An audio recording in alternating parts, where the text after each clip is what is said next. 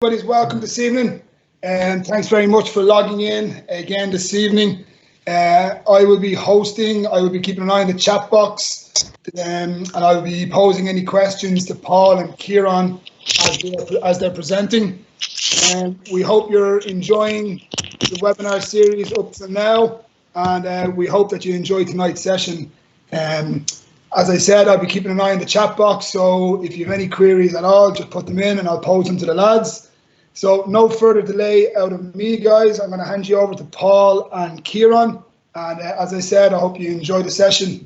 So over to you, Paul. Kieran. Thanks, Mick. Thanks very much. Yeah, guys, great. We're on to session 4 of the webinar series. This week we're going to be looking at conditioning the youth GAA player. So that was the script at the start of the week, and when we got into it and we kind of saw what was out there already, we kind of said we'd go a bit deeper into games. So we're going to try. It's going to lean fairly heavily on small-sided games, and just talking about how we can condition players through this medium. Yeah, again, like the last few weeks, the 4 of us have been working on this project, myself, Kieran, Mick and Dave. And a big thing for us, again, repeating it from last week, if you have any questions throughout the webinar or afterwards, really feel free to drop me a mail, and either me or one of the lads will follow up with you, because we are looking to support you. And if anyone has an interest in this and is trying to implement it in the right way, we're mad keen to give you a hand. Okay, so we'll kick on. Kieran, for anyone that's new in this evening, do you want to give them a brief overview of yourself? Hello, everybody. So Kieran's from a performance GDA coach with Loud. Previously worked with Munster Rugby, down senior footballers, and 2 international rules series. So I'm looking forward tonight. As Paul said, any questions that you have, throw them into the message bar, and we'll get back to you as soon as possible. Great stuff.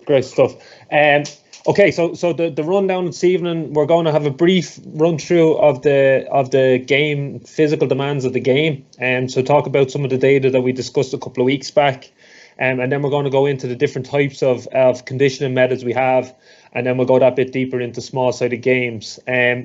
Again, this webinar series has been a follow-on. Each week has led on to the next, so we did go quite deep in week 1 into the physical demands of hurling and football.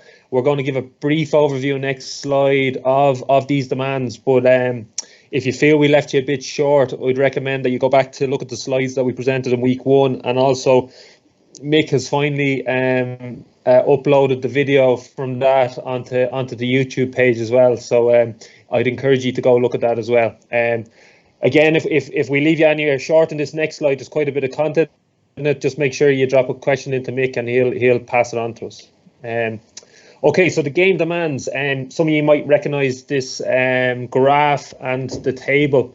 This data is coming from Damien Young, did the hurling under 17 hurling inter-county minor team, and a mixture of Brian Cullen's paper on under 18 football, county and club, and Riley, he did development squad under 15 as well. So there's a mixture of their data. So what we have is total distance per minute, high speed running, very high speed running, sprints, a number of sprints, the distance of the sprints, and the number of accelerations and max velocity. So across this, we're kind of given in numbers what the players are expected to do in a match in hurling and football. And I suppose just to give everyone an understanding of how these numbers are calculated, what we have across the bottom is a GPS graph. So that line, as it goes up and down throughout the whole way across, that's indicating how fast the player is moving throughout the game. So you can see he's down low, bouncing along the green zone, and then he shoots up into the purple, and then he comes down again into the green and up into the purple, yellow, and so on. I suppose what this is telling us is that when we think about the game, and if we think about the movements of a player, we can classify Gaelic football and hurling as a high-intensity intermittent sport interspersed with low aerobic activity. So what we mean by that is We do a high intensity activity. It could be a sprint, an acceleration, a deceleration, a tackle, and then we come down into a low zone where we might be walking, shuffling, backpedaling, just staying outside our man, and then we'll go again. And it's all in relation to the demand of the game and the pattern of play of what's going on. So what we really need to do, we need to be able to sustain somewhere between 5,500 to 6,500 meters in a match. High speed running will be any meters covered over 17 kilometers an hour, and then very high speed will be sprinted at over 22 kilometers an hour. And then we have a bit of a brief description on the sprints as well. So you can see that it's quite a taxing game. We do somewhere between 130 and 190 accelerations in a game, and we get up to speeds somewhere between 29 and 31 kilometers an hour. So and this is all at youth level. So the players are moving at quite a considerable speed. So this is what we're getting the lads ready for. So we're kind of setting the scene of what the game's demands are and how they need to be conditioned. And I suppose there's a very famous S&C coach who summed it up very well in relation to conditioning. Our aim is to increase the intensity, sustainability and frequency of a high intensity effort. Okay, so increasing the intensity means increasing the speed that the player can travel at, increase the speed that he can accelerate, decelerate, the impact he can do in a tackle, and so on and so forth, the speed he can jump. So that's the intensity of the action. And then the sustainability and the frequency is ensuring that he can sustain that throughout the match. So he doesn't go missing for a few minutes in the game, getting his recovery, and he's able to respond to the demands of the game to influence the game whenever required. And to add, Kieran?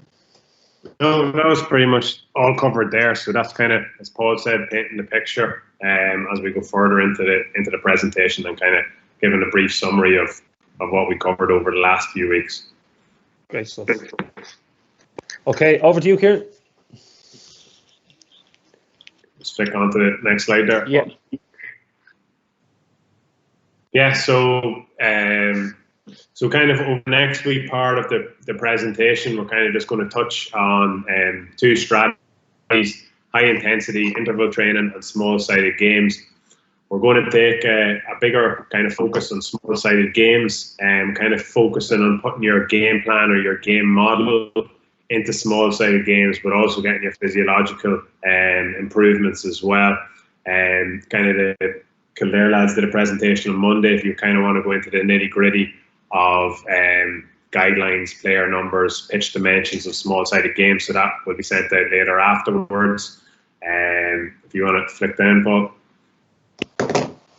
Okay, so we're just going to kind of give a quick, brief overview of HIIT training. Okay, so again, if you want a more detailed description of HIIT, myself and Paul did a conditioning workshop for Leinster, so we'll go into these methods in a lot more detail. So the three more popular ones is your long intervals. Okay, so you have three types: your intensive, which is a 1 to 2 work to rest; your normal, which is a 1 to 1; and your extensive is your 2 to 1. So that will kind of be spread the same between long and short intervals, and just varying in intensity and duration. And your tempo then, which is more speed focused. Okay, it's a work to rest of 1 to 3. Okay, so again, focusing on your high speed running, which we've touched on later in the presentation, and that we've touched on kind of our sprint protocols over the last 2 weeks. But again, when the slides are sent out, if you click on the link, conditioning in Gaelic football, you get a more detailed explanation of all the different interval methods. But for the next part, we're going to exclusively focus on small-sided game and implementing our game into our games. Kieran, I'll just show them. So myself and Kieran did this for Leinster back in mid-April. So and this one was designed for senior players. So again, we went to physical demands, but really we could show you that we went pretty further into interval methods. So we gave terminology and description and all that. So that's all going to be available to you. So we're not shortchanging in relation to conditioning methods this evening. We kind of have that presentation already delivered. So that's the reason that we're going the small sided game or the game model. Happy to flick on? Yep, go. Okay, so just going to kind of run through some advantages and disadvantages of your small-sided games versus your traditional running drills. I suppose the big advantage from small-sided games is your kind of technical, tactical development that you get to go alongside your physiological aspect. Having GPS adds a huge motivational factor, so it kind of gives you an insight to the player. You can tell the players who are kind of maybe bluffing, not working as hard as they should be, but also the lads that are working really hard and what you want to see. And I suppose not having the GPS available for small-sided games kind of probably leans you more towards traditional running drills. Which kind of, it's easier to prescribe. You know exactly what distance they're doing, you know exactly what intensity they're operating at, and you know the total volume of what they're running. So it kind of just there's kind of some of the advantages of small-sided games. Okay, some of the disadvantages, it is hard to gauge kind of the intensity of your games. You've bigger increase of risk of injury through contacts. And then I suppose the big one is that the intensity of your small-sided games comes down to the technical ability of your player. If the ball keeps getting dropped or if it keeps going out of the square, the game slows down. You're not getting that physiological improvement. So your technical skill is probably one of the big advantages or disadvantages depending on the players that you have at your disposal. And I suppose on the running side of it then, you're not really mimicking the specific movements of the game or getting that technical and tactical development. So just kind of painting the picture of your kind of advantages and disadvantages of using one method compared to the other, but both of them have a place in your periodized plan over the year. Anything from you? Yeah, I suppose a key one there, Kieran, is if we really focus on the age that we've targeted in this webinar series. So like we're in that youth age, somewhere between 13 and 18. The players are in a developmental phase. So when we think about the player, technical, tactical, team play, physical, psychological focus, they're all in that developmental phase. So that's where we probably encourage you to use small-sided games for the fact that if we go for the traditional running model of the high-intensity interval training, yes, we'll get conditioned, but they haven't perfected, they haven't fully developed the technical skills or the tactical skills. So we're leaving them incomplete to a degree. So we're kind of saying, yes, you mightn't get the exact same impact or the exact same success or adaptation out of small-sided games, but you might create a more developed player through it. One other one that jumped out to me a lot in this model would be the advantages. It's actually in both sides of traditional running drills and small-sided games, gain an insight into the player's character and motivation. And it's funny you say that. Actually, an argument on both sides. Is it more important that the players complete a lot of high-intensity running and put in full intent and effort in a small-sided game where they have to make a choice to do it, or else we can ensure they do it by lining up on the line and running to the line at a hard intensity because the whistle was blown and that's the instruction to do? Which one is going to carry over to the match? And when a player has to make a decision of tracking back someone or making that hard run or breaking that tackle or making something happen, when the option is there of if he does or doesn't do it and it's all in his decision, is he conditioned to make that decision or through the traditional running drills? Whereas if we can get that decision being made regularly through small-sided games, probably through a bit of coaching and through a bit of education, it will probably happen that bit more regularly in the matches as well. Does that make sense? Yeah, and I suppose the big thing, as you said, is kind of developing the footballer or the younger players' technical and tactical side of it. When they hit the 17s, 18 age group, then you can kind of start implementing your more traditional running drills. But the hardest part of developing a footballer is your technical and tactical. It's not the conditioning side of it. And in them younger age groups, as we all know, that is the most important aspect, is developing that technical and tactical side of the player. Yeah, dead on. I'll flick on, yeah? Yeah. Cool. Okay, so we've kind of made a sales pitch. We've kind of given you a quick description of the two different models or the two different strategies we might use in relation to conditioning and the youth athlete. And we haven't given you much on high intensity interval, and we're going to direct you towards other resources for that. And we're going to spend a bit more time now discussing the small sided games. Okay, so the next phase is going to define and implement the game model through small sided games. Okay, so a key thing that we want you to take on this evening is small sided games are great, and there's a lot of discussion about the benefits of them and that they improve technical and tactical team play, all of these. But what we're trying to get across this evening is a key part of that is the coach has to actually have a focus on the small sided game. Okay, there's loads of games out there that might get the physical and technical development, but they won't have that tactical focus, which won't lead to the player becoming better for your team. So the first phase of that, of creating a focus to your training, to your small-sided games, is actually identifying or creating your game model, or this is your style of play. Okay, so this comes from tactical periodization, and we're going to go into these few slides. We're going to give a brief description of that. So what we have here is these elements in the circles with the arrows pointing to them all feed into the style of play or the game model that you might want to implement. Okay, so the first one, player capabilities. We're actually going to talk about that in the next slide a little bit more, so we'll skip on. We'll go on to the second one there, club and county structure and culture. Okay, so what we mean by that is the structure and culture of your club or county could potentially influence the style of play that you have.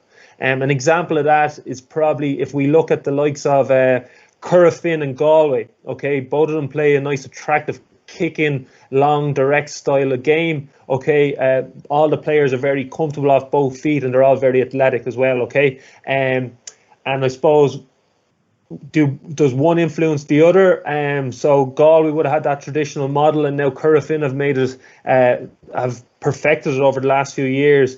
And did the Galway structure influence Currafin? Either way, both teams are there's a tradition or there's an expectation that these teams play to that structure.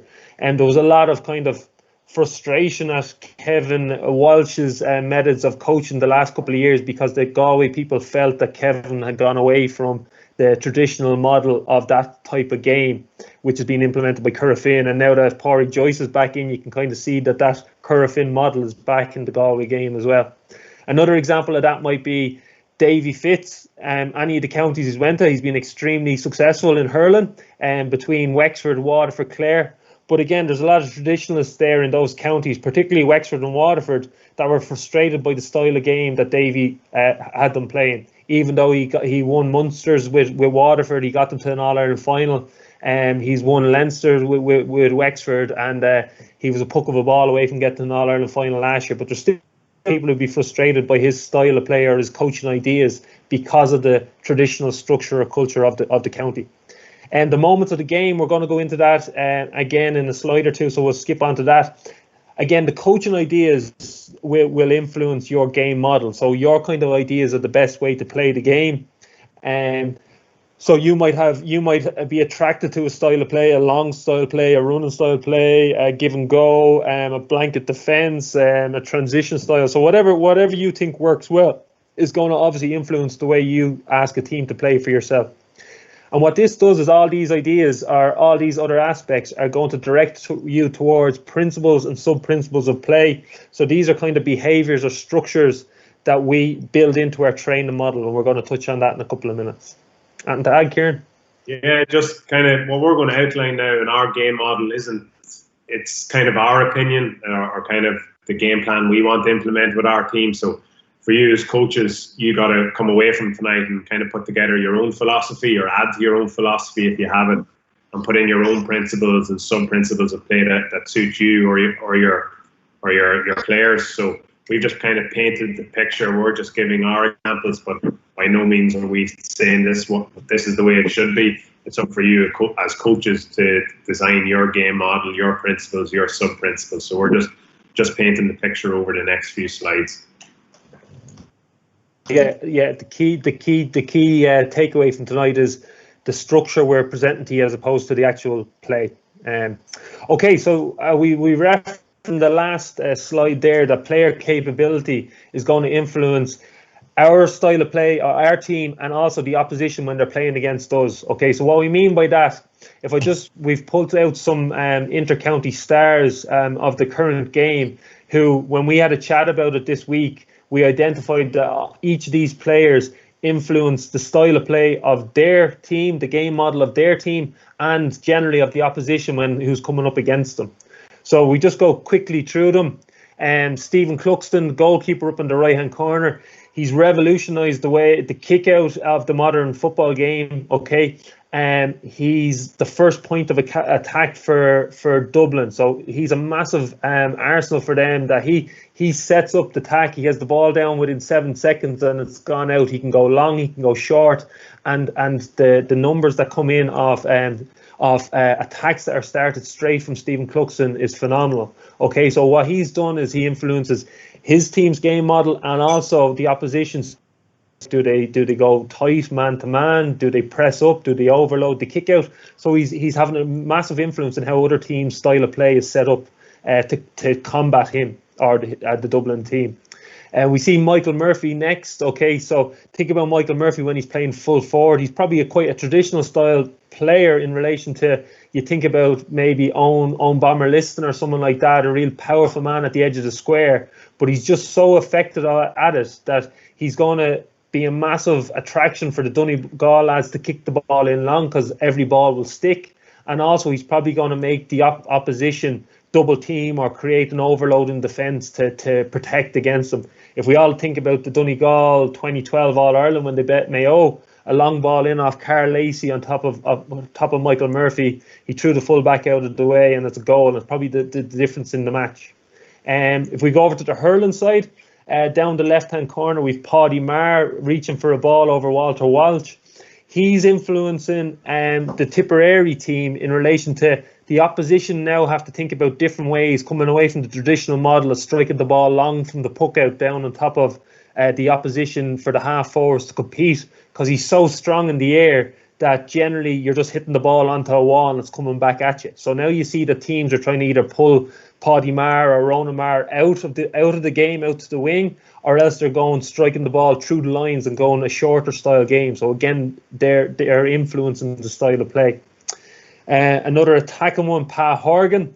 So we see how the Cork team deliver the ball into Pa Horgan. He's just so effective and so deadly inside in the inside line.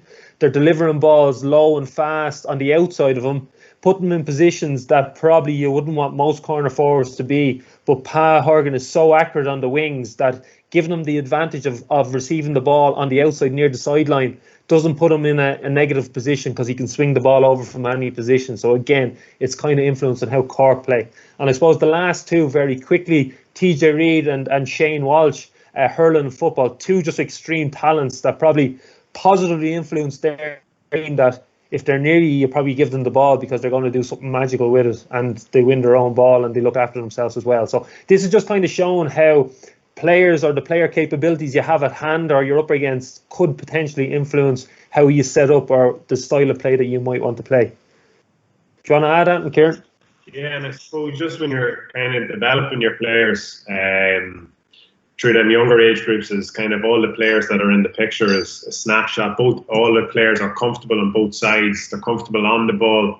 A lot of the times they make the right decisions under pressure. So that's what you want from your players to progress through the senior football. And then as well, they're all very flexible tactically. Michael Murphy can come out, play around midfield. Shane Walsh last year had a different role with Galway than he has this year.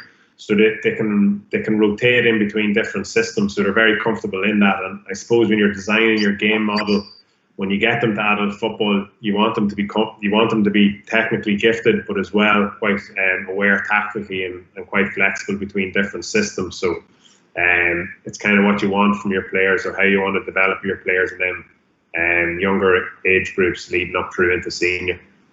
Yeah, and I suppose one other thing that we'd probably recommend in relation to the player capability part of the style of play is just be probably a little bit aware in the younger years, that 13 to 15, 16 age group, that we don't build the game too much around some of our stronger players, particularly if they're strong in a physical capacity. So they might have went through an earlier relative age effect. So they might be under 14, but they've the body shape and the strength of a 16 or 17-year-old. Because generally what we'll find is that they're all going to, by the age, once they've all reached maturity, they're all going to be within a couple of inches of each other, and we generally determine how strong and fit we are by how we commit to our training. So that kind of positive or that strength that person has mightn't stand to him by the time we get to senior. So it's kind of at the younger ages, we'd be just a little bit hesitant of directing you towards kind of building your model around the strongest players, kind of have a more global view of they're all developing, we're all trying to develop them all, and because we don't know who's going to make the senior team and so on. So just be a little bit hesitant on that as well. Happy enough? Yeah. Okay, so we briefly touched on tactical periodization already. This is probably just another quick definition of it. If you want to see more on tactical periodization, I'm going to send a link out as well. Shane Mangan presented on the national conference webinars a couple of weeks ago on it. It was a very good presentation, and we took a good bit of insight from it as well. So very briefly, tactical, technical, physical and behavioural components are trained simultaneously. So this is a key aspect of tactical periodization. So we're saying that you can train each of these components together, and obviously they'll take on different importance depending on the session that we're training, but none should be left out. Okay, and then training sessions focus is related to at least one of the 5 moments of the game. So we spoke there earlier how the moments of the game are going to influence our game model. The 5 moments would be, we can break the game down into 5 moments, which would be attack, transitioning from attack to defense. So we might have been on the attack, we lost the ball, and now we have to transition into defense. Defending, transitioning from defending to attack. So we might have turned over the ball, and now we have to break up the field to attack. And then the last one, which is unique to GAA, Shane Mangan is promoting this, is contesting the possession. So he's identified through the numbers and through the data that contesting the possession and being successful in the contesting of possession in hurling and football has a massive outcome on who wins the match. Okay, so if we win more of those contests, we're going to win the match, is kind of what the data is telling us. Happy enough, Kieran? Yeah, and then just having these moments and breaking your game into these moments, it just gives a wee bit extra focus and clarity to your small-sided games, instead of having a 4 versus 4 just for contact and making them work hard. You may have a 4 versus 4 and you score by delivering a kick pass to your teammates, which is the example we'll use later on in the slide. But it just helps to give focus on what aspect of the game that you want to develop. So you may have a transition from attack or defense to attack, but that'll also incorporate your attack as well. But it just gives you, a focus to what you're doing on your Tuesday and Thursday nights, and you have just a big focus on what you want. Yeah. Okay, so then the next part of tactical periodization, we break the game, or how one of the key principles of it is breaking the game into principles and sub-principles of play for each of the 5 game moments. Okay, so the 5 game moments, attack right through to contest and possession, they're all the moments, and for each of those moments we can break it into principles and sub-principles of those moments. So the principles or sub-principles are the instructions that the coach wants the player to perform during each of these moments. By structuring the game model into principles or sub-principles, you can increase the predictability of unpredictable game events. So what that means is, rather than when we get the ball in defence, we've turned over the attacker, and then just it's up to the defender to do whatever he wants. He could kick it long, he could carry, he could hand pass, and he could go to the wing, he could go up the middle. By kind of actually nearly laying out a kind of, if you have the opportunity, we'd recommend that you go this direction and might be out to the wing. Then all the players understand that if the number 6 gets it in defence, he's going to try break to the wing, and that's the delivery zone. Then everyone knows where to get to. So now we've made something that's very unpredictable be a little bit more predictable. So here we have, and again, we can't stress this enough, we're going to give examples of principles and sub-principles of play, but these aren't in any way to be taken away thinking, oh, this is the way you play football or hurling. It's more a case of an understanding of how these work and kind of giving a definition on what we're talking about. So the first one, contest for possession. So what we're saying, our main principle will be win your individual battle. So try win the ball. That'd be a key concept in Kilkenny particularly. They've placed a massive emphasis on everyone being able to win their own ball. Sub-principles, that would be create and close distance between you and your opponent, and then finally game intelligence. kind of as the ball is dropping, do you give the man a nudge of the hips or whatever you have to do to be just a bit cuter? If you know that the ball is dropping under two midfielders, understanding that your midfielder often breaks the ball to the front or whatever. So that's kind of increasing your game intelligence. Okay, and we have these for each one. I'm not going to go through each of them, but what we'd have is transition to attack, get into your defensive shape, defense, pressure the ball, and attack, creating and finding space. So we've kind of just broken down, each of them has a principle and sub-principle. So we're going to go into the next one. I'm going to hand you over to Kieran, and he's going to talk about the last moment of the game, which is transition from the defense to attack. Over to you, Kieran. Yeah, so just kind of an example we're going to work on for football is transition from defense to attack.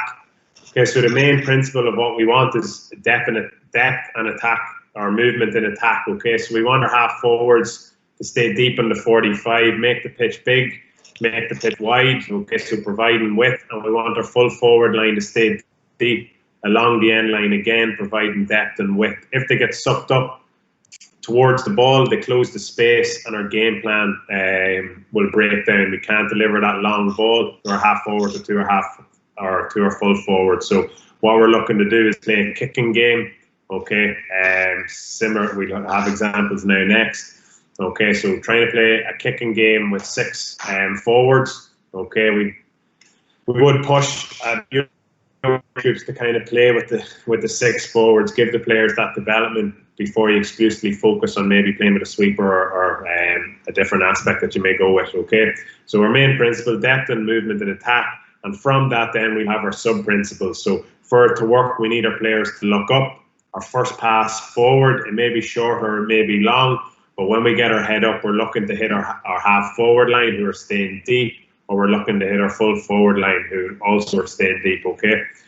Another sub principle then is obviously executing our kick pass and then getting support runners off our half forwards or off our full forward line. Okay. You can go into more details. You may have a sub principle which would feed into them. Okay, so you may have triggers of when to release it, or defensively you may have triggers of when to press on the ball. Okay, so you can go into a wee bit more detail, but for tonight we just went with a main principle and 2 sub-principles. So Paul will put on a wee clip here just to kind of highlight what we're looking for, just to give a visual of what we're explaining.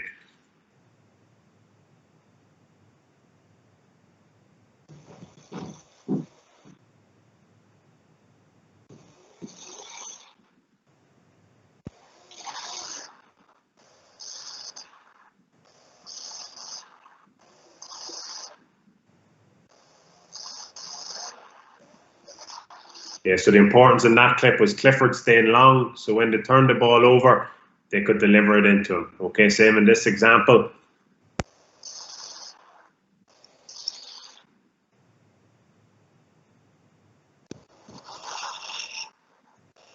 Okay, you can see the support runners getting in support of the half forward or the full forward.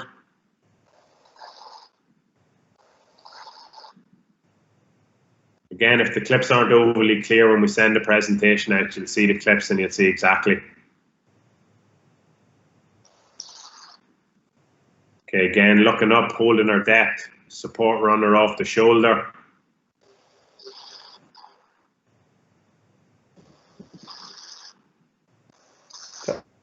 Those, Kieran, yeah.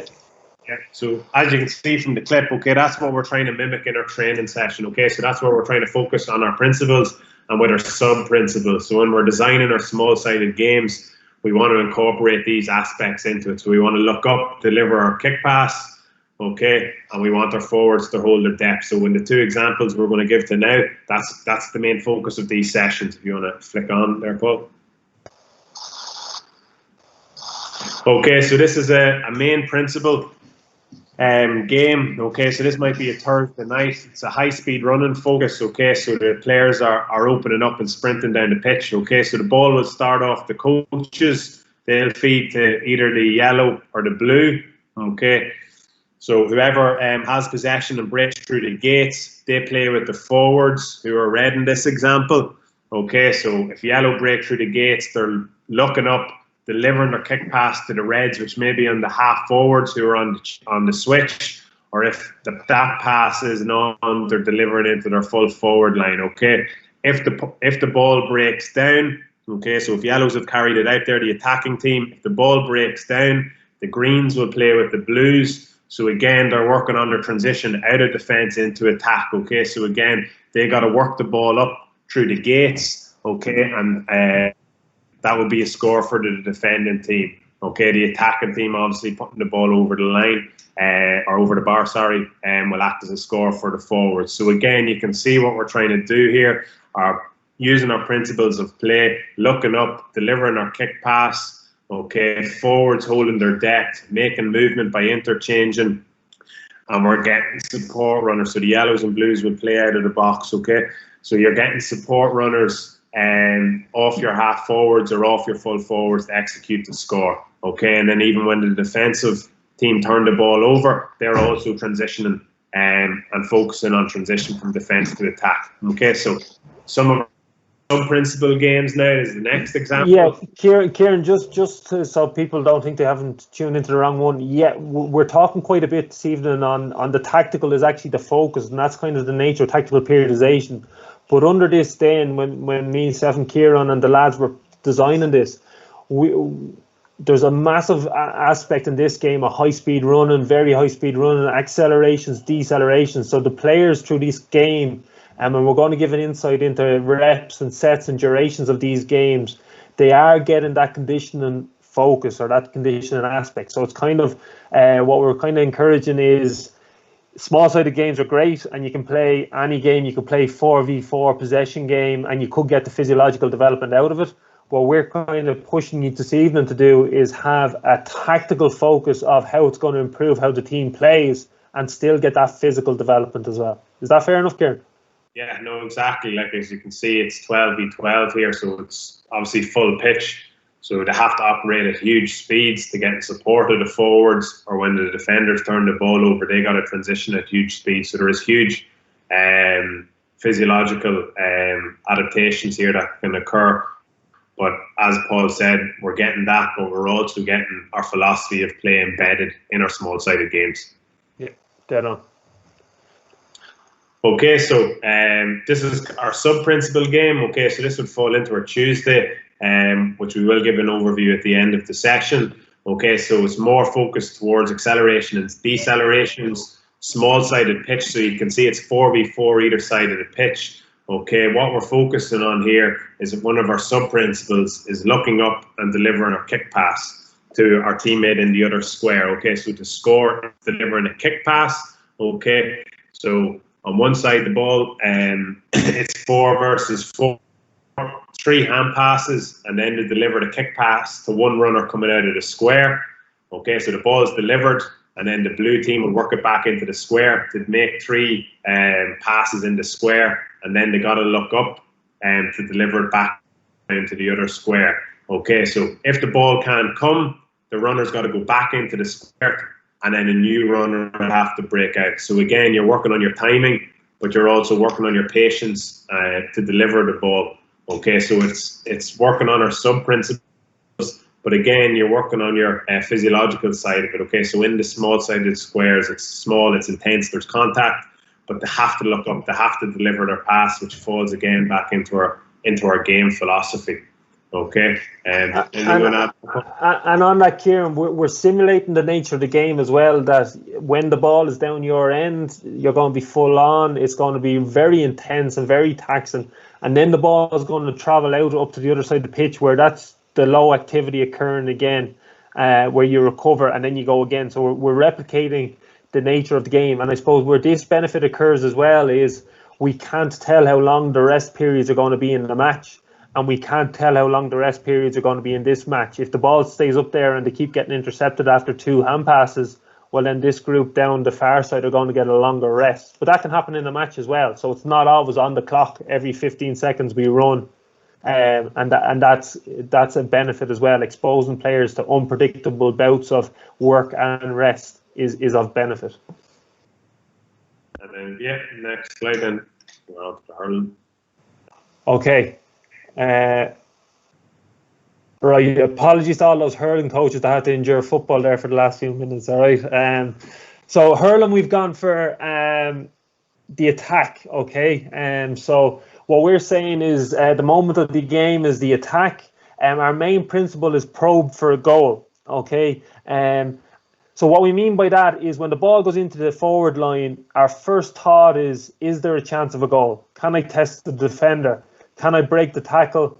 Can I go by him, see what happens here? Don't settle for a point, okay? So we're kind of get the players away from imagining the ball going into the corner forward, and as he controls it, he's nearly running back out the pitch, putting it over his shoulder, trying to score. We're encouraging him to turn, take on the defender, and try and make a goal happen, okay? So we're kind of encouraging players, let's probe for the goal and see what comes of it, because generally we're going to get an opportunity for a point if we get turned back on the goal. Okay, for that then, we're encouraging the players, our sub-principles, or what we're encouraging the players to do is be decisive. So if they receive the ball, control the ball, and then they think about it, they're definitely not going to get past the defender, all right? So the minute they get a control, it has to be decisive. Bang, we're going at the defender, trying to get by him. Second one, break the tackle, all right? So hurl on the front foot. So we want you to get by the near shoulder of the defender, hurl on the front foot. If you get caught up, hopefully we're going to have a support runner coming off the shoulder. But again, what we're talking about in predictable, turning the unpredictable predictable, if we know that when the ball goes into the corner forward or into the full forward and he's always going to try turning around the defender, that means that we're going to get more lads committing to supporting the run. We're going to be able to simulate or kind of choreograph someone coming out the back door, that if he does get stopped, there's a ball out the back door where you can get it put over the bar. Whereas if the forwards do something different all the time and we don't know what they're going to do, well, then it's very hard to support them or be in a position where we can be of benefit to the team. So we're kind of choreographing, making the unpredictable predictable. Okay, so what we're going to do here again is going to show you some cool goals that were scored in last year's All-Ireland Championship, where we seen this is what's happening with the defenders. So here we have Carl Barrett, broke the tackle, hitting the ball on the front foot, sent the ball into Bubbles Dwyer, rounds Paul Murphy, and scores a goal. Okay, so we asked the question of Paul Murphy, and Paul Murphy dropped the hurl. Cork here in the National League, Seamus Hardy delivers the ball into Alan Cadigan, first top ball in hand, and he's gone around the defender. Okay, so he's asking the question as well, probing for a goal. Support runner knows Cadigan's going to do that, and he's off the shoulder. Next one here, the All-Ireland final. Full back for Tip delivers. There's some transition play we might work on. Delivers the ball into Seamus Callan. Seamus Callan asks the question, goes by the man, finds Dwyer inside and scores a goal again. So he's always looking for the goal. He could have settled for a point. He could have got his tally up, but he's looking to his goal on here, and often there is. I think we've two more. It was hard to get rid of them. There's so many good ones in the hurling, Kieran. You're neglecting. Okay, so here's Galan for Limerick. Went around the defender, tacked the defenders, put a ball across the defence, and we got another score. So again, he could have put the ball over there, but he's like, no, let's see if we can probe for a goal.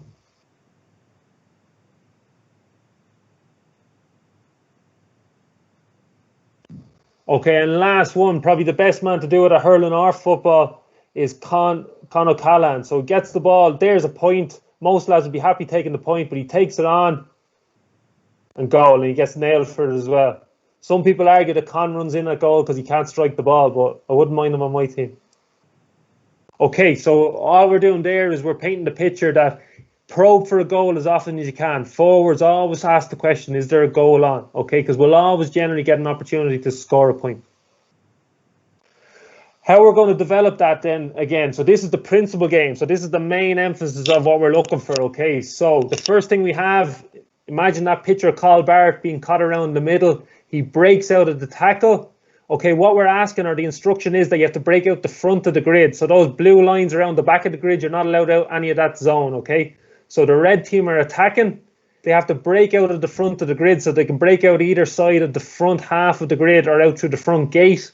And then they're delivering the ball into the full forward line. The full forward line then are being encouraged to probe for a goal, see if there's a goal on. So as they receive the ball, obviously there's to control the ball, try around the defender, and then see if there's a goal on. Even striking on the front foot for a point is far easier than striking running away from the goal. So even breaking the tackle is a key aspect, even if there isn't a goal on. Okay, how we can progress that in then and make it once we get the hang of it. If the defenders win the ball here, they're going to work the ball out through either gate in the sides, the green gates.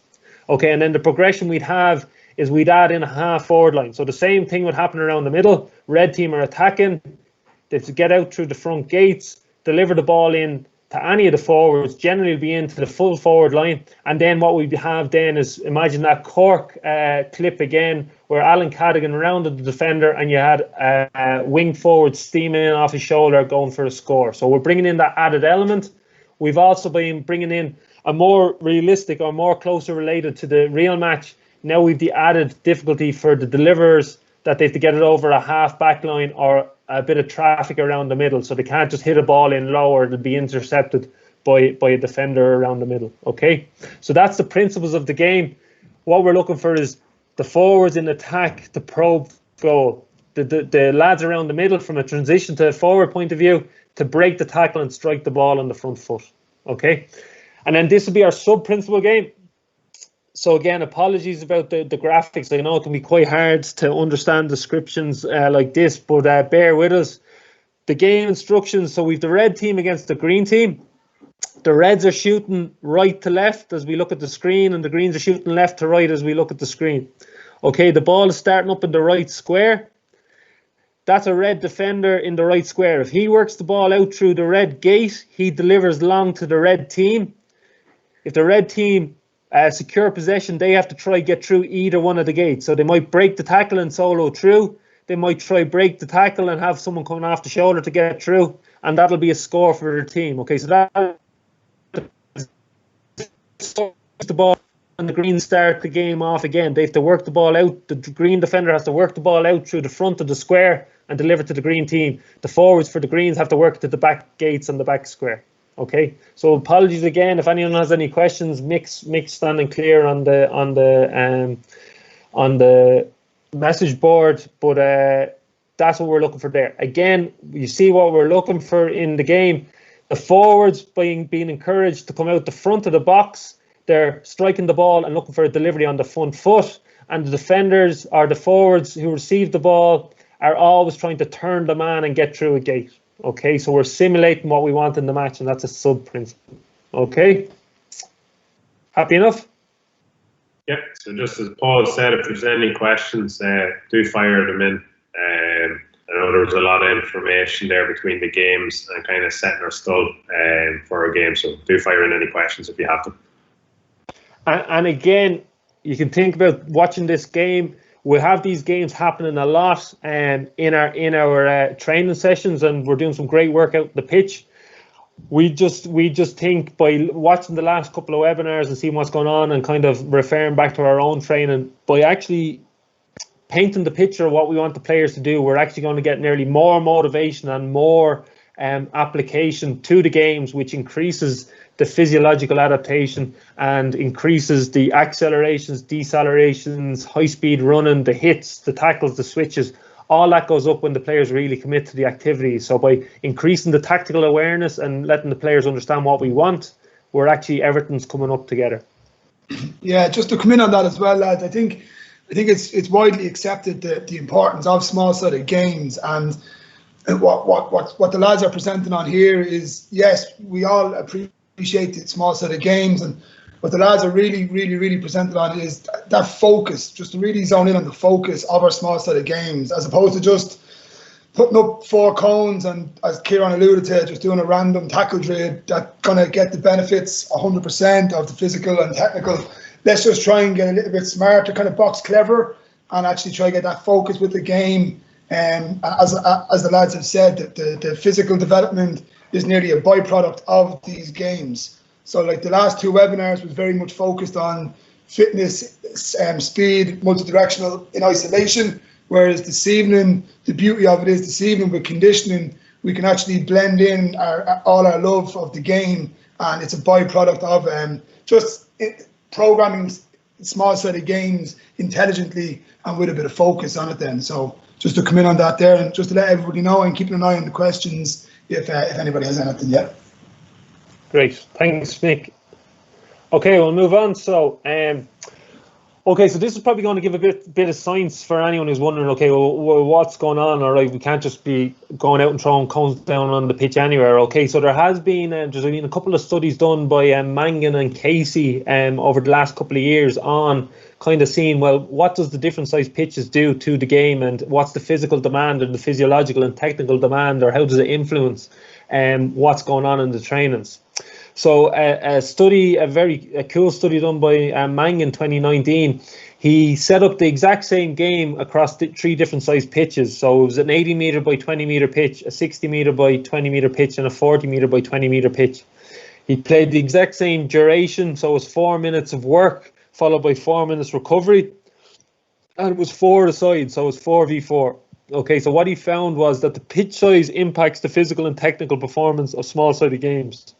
So if we think about that, the physical performance, well, probably technical first of all, by the size of the pitch, we're actually going to encourage different activities. So if we have a smaller pitch, we're probably going to encourage more technical activities like hand passing, because that is the actual correct decision to make. When the pitch gets that bit bigger, we're going to be looking for the strike or the hand pass, okay? So that actually influences how we perform the technical skills, the size of the pitch. And then the physical, we're going to be going into the bigger the pitch, we'll touch on in a minute, is going to influence on how much high-speed running we do, how many accels and decels we have. Okay, so what we found as well is that the players covered greater distance on the medium and large size pitches. Okay, so that makes sense. As the pitch got bigger, they were required to cover more distance. A unique one there was actually that the players were actually performed greater high-speed running and very high-speed running on the medium-sized pitch compared to even the large pitch. So you think the bigger the pitch, the more distance they have to cover, so they'll cover a higher distance.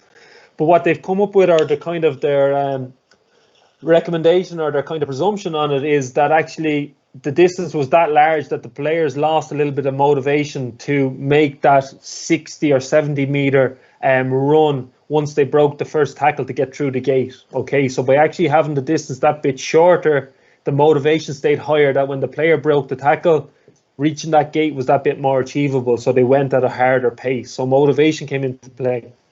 The next one, which makes a lot of sense, accelerations, acceleration frequency increased as the pitch size reduced. So we think about that, the pitch size reduced, we're going to be in closer contact to the players around us. We're going to have to use more change of direction, agility movements to ensure that we decelerate in anticipation of the player in front of us, or we accelerate to get by a player. So it's going to be a lot more stop-starty, a lot more contact, and a lot more action. Another thing that actually we didn't put into the point, across each of these squares, the physiological demands, the heart rate demand of each of these games was the exact same. Okay, so we were getting the same physiological impact. It was actually that the pitch size more influence the physical demands, so high speed run and very high speed run, accelerations, decelerations, and the technical demands, and what skill we use. And then the last one, just for a consideration, how we think about it, none of these pitch sizes are wrong. It's just kind of more so in relation to they're all a menu of what we want to get out of the session. So if we want to expose the middle 8 players who are expected to do a lot of high speed running in the matches, if we want the session to be geared towards them, we're going to pick a bigger pitch where high speed running is going to increase. Whereas if we want it to be more suited to the inside line of the forwards or defenders, where they're doing a lot shorter, sharper sprints, decelerations, change of direction activities, we're going to reduce the size of the pitch. And if we're in a lucky position, if you're with a lucky squad or something like that, you might actually have 2 different games going on, where you can have the middle 8 players and the substitutes who are competing for those positions in one game, which could be high speed running, a bigger pitch, and then you could have the inside lines doing a different activity as well. That'd be a very unique situation that not many of us get to do. And then the last one, kind of just as a last kind of, say, small sided games are class, even from a technical thing, is across all 3 different pitch sizes, players were overexposed to the technical demands of the game compared to a regular match. So we've heard it loads of times, small-sided matches give you more touches of the ball and make you do more work. Well, this study just reinforced that they were expected to they performed far more of the technical skills of the game in the small-sized pitch. And yeah. Dad, let's... Yeah, just to add, I suppose the challenge we're kind of putting on coaches this evening is if we can tick all these boxes, but also embed our philosophy or play or style of play or a game model into these small-sided games. So we're getting all the examples Paul's listed above, but also working on our philosophy of playing. I suppose as coaches, that is the big challenge, and trying to embed our philosophy of play into the examples just described. Yeah. And I suppose one other thing on the pitch size consideration, so the pitch dimensions that we used in this study was a 60 by 20 or a 40 by 20 or an 80 by 20. You're not restricted to having those dimensions of the pitch. It's more a case of actually that's the square meterage that elicited these changes. So a 60 by 20 could easily be a 40 by 40, or you can just mess around with the numbers yourself. Kind of, there is a calculation, I think, knocking around. Kieran, I think you use 10 meters squared, do you? Yeah, 10 long, 10 meters long, 10 meters wide player in the square. There is a few more. I think Colin Nally has a more sophisticated breakdown per actual, quite broken down, but kind of simple one I would use is just 10 meters squared player. I've tried that one as well, and kind of and it is small sided games for me is a massive thing. Is kind of it's just analysing our season, and then if you did it one night and you did it 10 meters and you said, oh geez, I just didn't get the amount of X cells and D cells and contact I wanted in that game, I'm going to drop it to 8 meters per player. That's kind of the way you have to mess around with it. Like, don't get too worried about being precise to the button of a trundle wheel out, like, in relation to the size of the pitch. So just on that, lads, I got a quick question there, just in case if either of you are aware of any studies that have examined or delved into examining the effect of the width of the pitch as altering the width of the pitch as opposed to altering the length of the pitch. Are you aware of any studies out there that have? Yeah, no, but go on, Kieran, work away. It is, Paul just said there, it's more to do with the square meterage per player that's in the game. It doesn't matter if it's long or wide, it's just the space that the player is covering. There is a few different other small-sided game studies in Gaelic football, but there is a lot of studies, more detailed studies in soccer out there. But it is more so just to do what the player is covering in the square, more so. It doesn't matter if it's long or if it's wide, I suppose. If you're looking to provide your length and width, then you're getting a wee more specific to the game. Or if you're putting in that width aspect and really hammering that home, like you could put in your wide channels. But again, as Paul said, it's to do with, you do adjust it on site, especially when you're dealing with youth players. The dimensions for an adult will be totally different for the dimensions for a youth player if it's 4v4, 5v5 or whatever it is. So it is about just weighing it up. It is about weighing it up to what's in front of you every session to adjust that as you see it. But they were just kind of similar outlines. And just on that, Kieran, just a quick question in relation to the 10 meters squared. Would that be for each player or for each 1v1 in the game?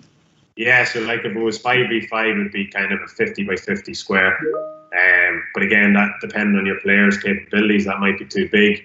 And you may have to bring it down. It might be might be the width of it might come down or the length of it might come down. But again, you just adjust that as you see it. Or you might have one player left over and you put that player in as a floater and they might play with the team in possession.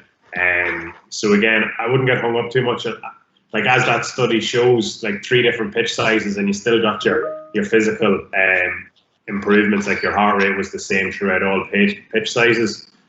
So again, it's not getting overly too hung up on the pitch sizes. Adjust it as you see fit for your players, because that study shows perfectly that you still will get that effect. It's nearly, Kieran, it's nearly like think tactical first. So like what pitch size do you need to elicit the game that you want? So if we're looking for width and depth, we're going to need quite a big pitch, isn't it? Like, and then from there, then we might find, oh geez, they just have too much distance to cover. So we might actually even change the length of the game. So we might actually reduce the length as opposed to we can't interfere with the dimensions of the game because that's a key aspect that we want. So it's kind of, it's not set hard and fast. And that's probably where it gets that bit cloudier for anyone who likes specific numbers of they're working at this rate for this long and this is getting this impact, which high interval training gives us, because it's just that bit more trial and error and kind of getting your coach's eye and seeing how the players are performing at it. So it's just that little bit more coaching art as opposed to coaching science, I suppose. So, like, for example, like if you're working on a 3-man half forward line and their movement, like you're not going to close down their cross and make the pitch big, okay, but they may finish by just going through the gates and behind instead of operating to the goals, depending on the numbers you have. So it does depend, or if it's your full forward line, you may keep your depth because you want to, or even using hurling example, turning and you want them to attack at goals. So it does depend on what you want from your game. If it's you're focusing on a blanket defence, you may make your pitch very small. You may filter 12 people into the 45 or past the halfway line and close it that way. So it does depend what you're looking to do from a tactical side, and then complementing it to get the physical side of it. Yeah. Okay, we move on. Yeah, so this is kind of just to put it all together, just into a weekly overview. Okay, so Monday to Sunday with a game on a Sunday. Okay, so you're recovering after the game on a Sunday on your Monday. Okay, and Tuesday then this is your high training day. Okay, so your pitch principles is to do with your sub principles of play. Okay, so the pitches are smaller. There's a higher volume of accelerations and decelerations, but you still will get an aerobic effect. Okay, so your small pitch, small numbers, so varying between 5 versus 5 and 8v8. Like just as we were saying, that might be a 50 by 50 game for 5v5 and 80 by 80 game for 8v8. But then the 8v8 might be too big, you're not getting contact, you might go to 80 long, 50 wide, okay? So it would just depend on how you see it and what the focus of it is. So this is the longest session of the week as well. Your duration will be about 75 minutes, that's including warm-up.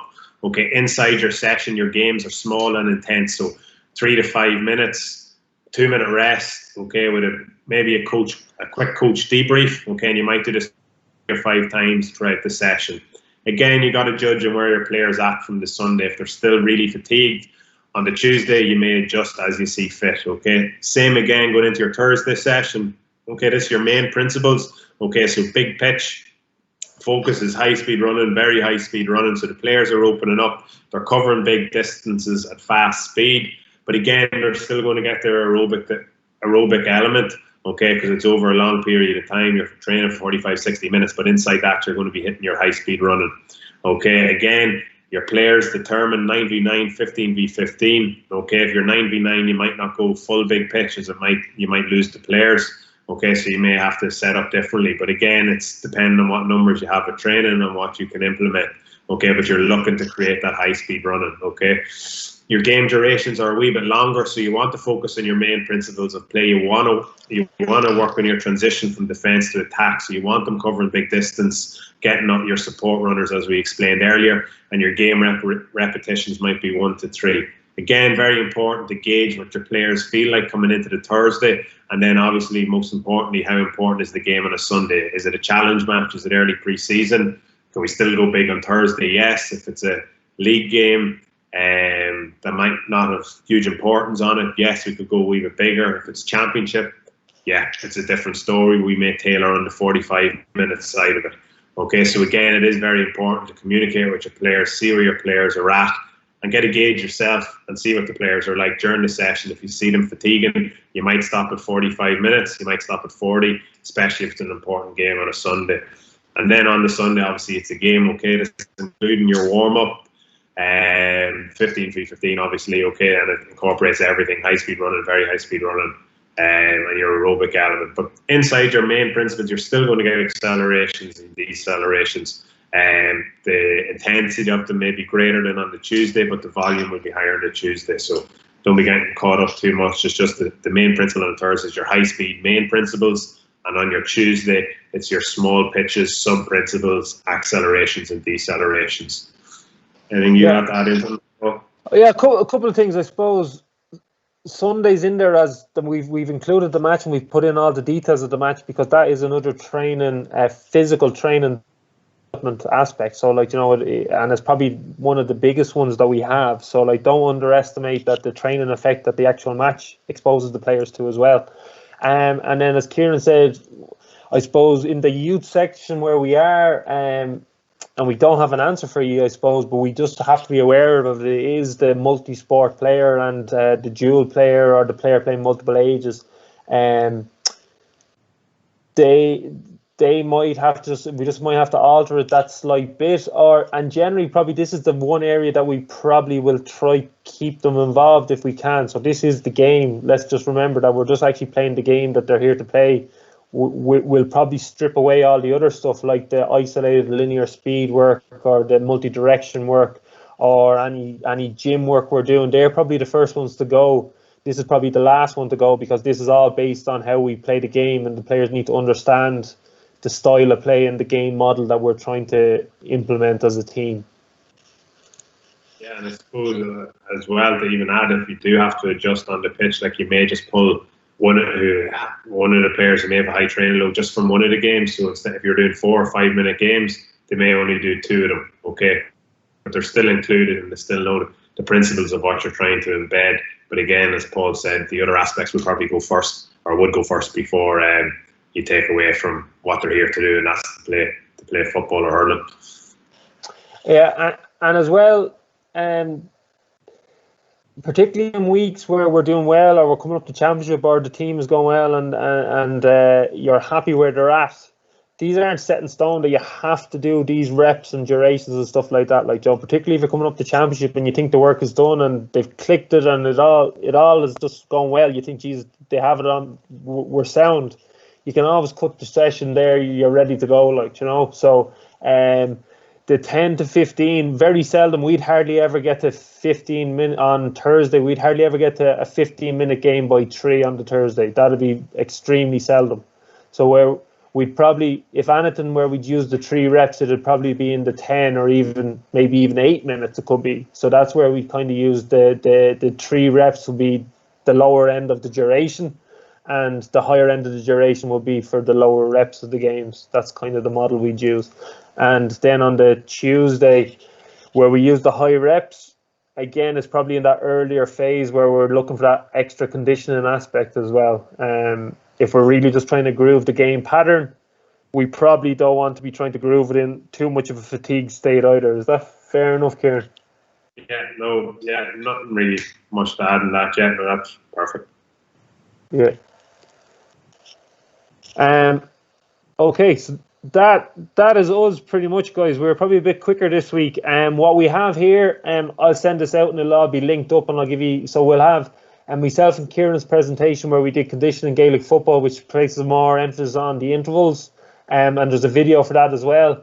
Kildare GAA, where we went a little bit more into probably reps and sets and stuff like that in relation to small-sided games. Kildare GAA did a hurling one there last Monday. John Dorn and Leon did it. And then the last one, the tactical periodization. If tactical periodization kind of awoke you there and you're thinking about it, hopefully you are. And Shane Mangan delivered an excellent presentation on the GAA webinar series there 2 or 3 weeks ago. So we'll send you a link to that as well. It's on YouTube, and we have the slides as well. So again, probably the least questions we have ever out of all the modules we've done so far. So maybe, I don't know if it's a good thing or a bad thing, but we'll stay online for a couple of minutes, and if anyone has any questions, pop them in. If not, thank you very much. Hopefully you got something out this evening. Yeah, no, thank you for tuning in. And as Paul said, if you want to delve deeper into any specific topic, they'll be sent out on the email afterwards. But thank you. Hope you enjoyed it. See you next week. Yeah, guys. As well, thanks very much. And hopefully you can kind of have a little look at small sided games now from a different angle, and maybe have a bit more focus on it at the same time as developing the physical aspects of it. So thank you very much.